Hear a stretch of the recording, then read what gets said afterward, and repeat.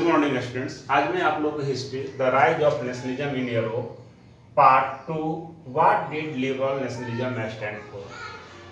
मैंने इसके बारे में आपको पहले की वीडियो लेक्चर्स में मैंने बताया है कि इस लिबरल नेशनलिज्म के दो मायने थे, एक पॉलिटिकल और दूसरा इकोनॉमिक।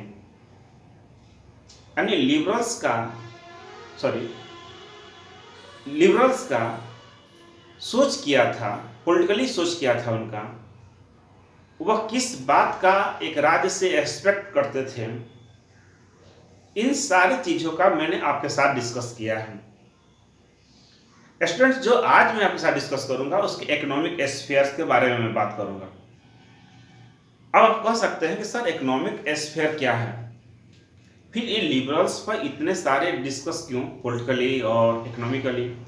और हम लोग तो पढ़ रहे हैं यहाँ पर the rise of nationalism in Europe, Europe में राष्ट्रवाद या नेशनलिज्म का किस प्रकार से जो है वह उदय होता है, इसके बारे में। और मैंने बार बार अपने वीडियो लेक्चर्स में आपसे कहा है कि आप इस थीम से अलग मत हटिएगा, और इस थीम को काफी डीपली रूप से जो है इस एनसीईआरटी बुक के द्वारा ले जाया गया है, समझाने की कोशिश किया गया, बहुत बैकग्राउंड को बनाया गया है, उन सर्कमस्टेंस के बारे में विस्तार से बताया गया है किस प्रकार से नेशनलिज्म की फीलिंग्स का जन्म होता है। जैसा कि मैंने आपको पहली बार एक राष्ट्र राज्य नेशन स्टेट्स का जो उदय होता है वो फ्रेंच रेवोल्यूशन था। फ्रेंच रेवोल्यूशन के बाद जिस प्रकार का वहाँ पर स्टेट्स का गठन होता है, जिस प्रकार से सत्ता पावर जो है मोनार्की से हाथों से निकलकर जो है वो वहाँ के जनता के द्वारा चुने गए प्रतिनिधियों के हाथों में चले जाता है, और एक केवल मोनार्कियल स्टेट्स बनकर रह जाता है, कॉन्स्टिट्यूशनल मोनार्कियल स्टेट्स बनकर रह जाता है। हालांकि बाद में उसमें बहुत सारे परिवर्तन आए, जैसा कि मैंने आपको क्लास 9 के में इसको बताया है। तो यहाँ पर जो था कि किस प्रकार से ये कंडीशंस थे, यह लिबरल्स कंडीशन जो है वो किस प्रकार के थे, इनका सोच क्या था। पॉलिटिकली जैसा मैंने कहा था कि चाहते सरकार तो बने लेकिन वो आपसी सहमति के आधार पर हो, एक कॉन्स्टिट्यूशन होना चाहिए, लोगों को जो है लॉ के समक्ष जो सभी लोग इक्वल होना चाहिए, प्रॉपर्टी का अधिकार बनी रहना चाहिए, सफ्रेज का अधिकार के बारे में वो यूनिवर्सलिस्ट सफ्रेज है, यूनिवर्सल सफ्रेज है, उसके बारे में उनकी सोच जो था वो लिमिट था। मैंने इसके बारे में डिस्कस किया है। और आज जो हम पढ़ेंगे इकोनॉमिक एस्पेक्ट, जिसमें कहता है कि liberalism stood for the freedom of markets and the abolition of state imposed restrictions on the movement of goods and capital. यहाँ पर इनका तात्पर्य था कि एक मार्केट का स्वतंत्रता होनी चाहिए, और एक वस्तु को या अन्य वस्तुओं को अगर एक जगह से दूसरे जगह पर जब ले जाया जाता है, उसमें जो बैरियर्स होते हैं, जो उसमें रिस्ट्रिक्शंस होते हैं, उस रिस्ट्रिक्शंस को ओपन कर दिया जाए, यानी इसको हटा दिया जाए, ताकि वस्तुओं का यानी गुड्स का आवागमन सुगम हो सके। क्लियर बच्चों? यहाँ पर जैसा कि हमने आपको बताया है कि जब नेपोलियन जब सत्ता में आया फ्रांस में, और जिस प्रकार से उसने पूरे यूरोप के नक्शा को उसने चेंज किया, मैप को उसने चेंज किया, उसमें जर्मनी भी एक महत्वपूर्ण था। जर्मनी अनेक छोटे छोटे राज्यों में विभक्त था, परंतु नेपोलियन ने उन असंख्य या अन्य छोटे छोटे राज्यों को 39 स्टेट्स का फेडरेशन बनाया।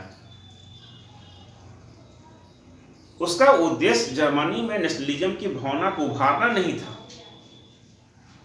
बल्कि उसने उस एडमिनिस्ट्रेटिव सिस्टम को डेवलप किया था जहां से वह पूरे जर्मनी को वो कंट्रोल में रख सके। आ समझ में आप स्टूडेंट्स?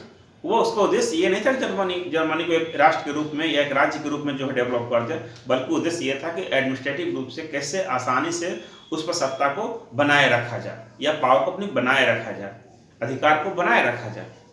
Clear students? यहाँ पर तो जैसा कि मैंने कहा कि इसमें 39 स्टेट्स में तब 39 स्टेट्स का क्या बनाता है, फेडरेशन बनाता है, 39 स्टेट्स का फेडरेशन बनाता है। इन 1834 a custom unions or Zollverein was formed by the initiative of Prussia and joined by the most of the German states। चूंकि नेपोलियन के द्वारा जब इस चीज को बनाया गया, फेडरेशन को बनाया गया, तो बहुत आसानी से लोग एक जगह से दूसरी जगह आने जाने लगे, अपने विचारों की जो है वो एक्सचेंज उनका होने लगा, अपने जो एक सोच जो था, एक थिंकिंग जो था, एक दूसरे से जो है वो व्यक्त करने लगे। और वहाँ की जो इमर्जिंग मिडिल क्लास था बिल्कुल ही नहीं चाहता था कि किसी भी प्रकार की कोई भी रिस्ट्रिक्शंस या बैरियर्स व्यापार के क्षेत्र में या ट्रेड के क्षेत्र में लगाया जाए। वो बिल्कुल इसके खिलाफ था। वो बिल्कुल चाहता कि स्वतंत्रता पूर्वक फ्रीली जो है एक जगह से दूसरी जगह आवागमन करें। बाद में प्रसा, जो जर्मन के जितने भी छोटे छोटे राज थे उसमें प्रसा जो था वह काफ़ी ही इम्पोर्टेंट था, क्योंकि सबसे बड़ा था और ताकतवर, काफ़ी जो है वो पावरफुल एक स्टेट्स भी था। तो प्रसा की पहल पर एक वहां पर जोल्वेरिन संघ बनाया गया। अब जोल्वेरिन क्या था, जैसा कि मैंने आपको बताया है, एक कस्टम यूनियंस था, एक कस्टम्स यूनियन था, या इसको आप जोल्वेरिन, जो वहां पर जर्मन में प्रसा में वहां पर जर्मनी में कहा गया। कब बनाया गया? 1834 में। किसकी पहल पर? तो प्रसा की पहल पर। इस चीज को आपको याद रखना है कि प्रसा की पहल पर जोल्वेरिन या कस्टम यूनियंस की स्थापना की गई 1834 पर, जहां पर अनेक जर्मनी के राज्य जो है वो मिल गए। सेकंड देखेंगे, the customs unions abolish tariff barriers and reduce the number of currencies from 30 to 2। और समझे स्टूडेंट्स, यहाँ पर द कस्टम यूनियन या Zollverein abolish tariff barriers and reduce the number of currency from 30 to 2। अब इस custom union ने या इस जोल्वेरिन ने एक डिसीजन को लेता है, क्योंकि हमने आपको कहा कि अनेक छोटे छोटे राज्य थे, वहां पर 30 या 30 से ज्यादा ही करेंसी जो है वो चला करते थे। हर राज्य का अपना अपना करेंसी था। अब एक राज्य से दूसरे राज्य में जाना होता था तो करेंसी नेचुरली काफी प्रॉब्लम क्रिएट करता था, एक्सचेंज करना काफी मुश्किल था, या दूसरे लोग उसको मानने को तैयार नहीं थे। तो इसे 30 से घटाकर कितना कर दिया गया? 2 कर दिया गया। कितने बच्चों यहाँ पर 30 से घटाकर कितना कर दिया गया? 2। तो थोड़ा आप सोचो तो ये आसान हुआ ना, इजी हुआ ना, कि अब कहीं जैसे आप इंडिया में रहते हो, भारत में हम लोग रहते हैं, एक ही करेंसी हमारे पास है, रुपया है, हमें कोई प्रॉब्लम नहीं होती है, पूरे भारतवर्ष को हम घूमकर चले आते हैं। अगर हम यही फॉरेन में जाते हैं तो हमें एक्सचेंज कराने के लिए या अन्य कामों के लिए हमें थोड़ा सा प्रॉब्लम क्रिएट होता है। लेकिन अगर ट्रेड के दृष्टिकोण से अगर भारत में ही अगर हम लोग अन्य जगहों पर जाते रहें और करेंसी बराबर चेंज होते रहें स्टेट बाई स्टेट, तो कैसा होगा? तो प्रसा की पहल पर या इनिशिएटिव पर जिस जोल्वेरिन की स्थापना की, उसने एक डिसीजन लिया कि अब 30 करेंसी ना रखे, केवल 2 ही करेंसी जो होंगे वह मान्य होंगे, और उसी के सभी लोग उसको एक्सेप्ट भी कर लिए। थर्ड, इसी प्रकार से उस समय 1830s के डिकेड्स में अगर देखा जाए तो एक ट्रेडर्स या एक व्यापारी अगर वो हम्बर्ग से न्यूरेमबर्ग जाता था, हम्बर्ग से न्यूरेमबर्ग जाता था, तो उसे 11 बैरियर्स को क्रॉस करना पड़ता था। कस्टम बैरियर्स को 11 कस्टम बैरियर्स को क्रॉस करना पड़ता था।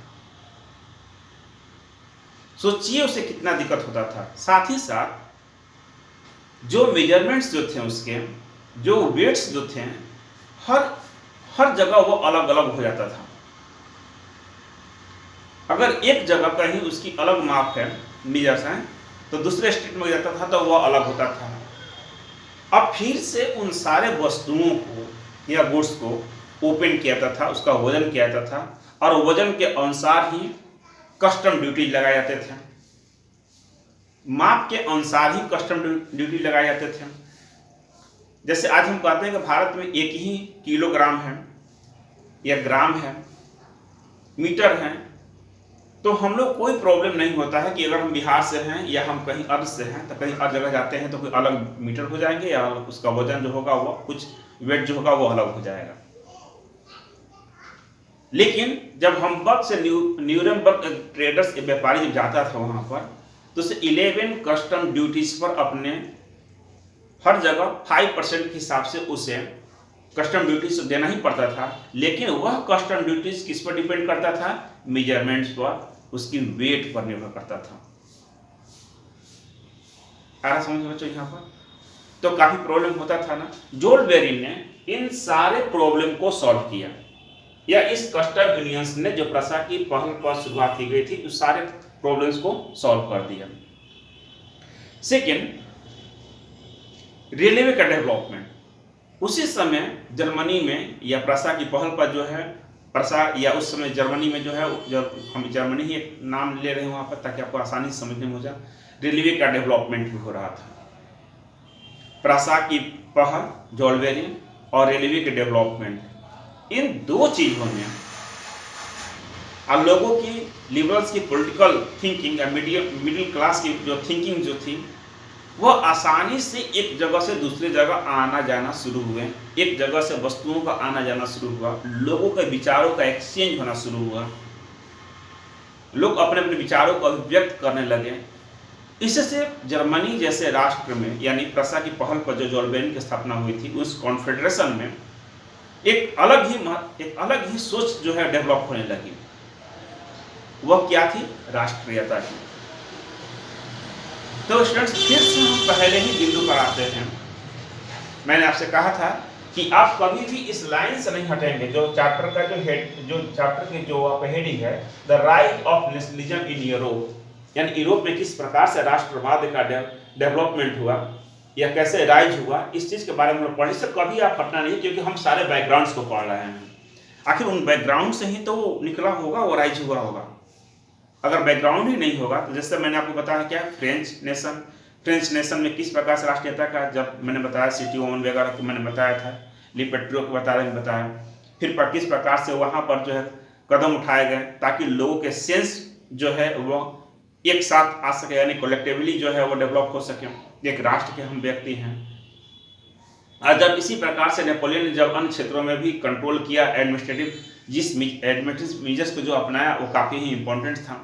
अब लोगों में फीलिंग्स होना शुरू हुआ। अब सोचिए, जिस अनेक असंख्य राज्यों को जो उसने स्थापना किया था, जो नेपोलियन ने, उसे कहीं कतई उसका अनुमान नहीं था कि एक राष्ट्र के रूप में ये सभी जो है वो एक साथ आ जाएंगे, एक मंच पर आ जाएंगे। उससे कभी कतई अनुमान था ही नहीं। हालांकि 1815 में जो है नेपोलियन का पतन हो गया, लेकिन बाद में उसके द्वारा जो शुरू किया गया था कदम, वह निश्चित रूप से आगे बढ़ा प्रसा के नेतृत्व में जो जोल बेरिन हुआ। तो स्टूडेंट्स, हमने पार्ट 2 का इस बी सेक्शन में मैंने हम आपको बताया कि लिबरल नेशनलिज्म का इकोनॉमिक स्फीयर में क्या योगदान था। मुझे विश्वास है स्टूडेंट आप समझे होंगे, आप कमेंट करेंगे तो निश्चित रूप से हम अगले वीडियो लेक्चर्स में इसको जो है वो क्लियर करने का प्रयास करेंगे। Okay, thank you.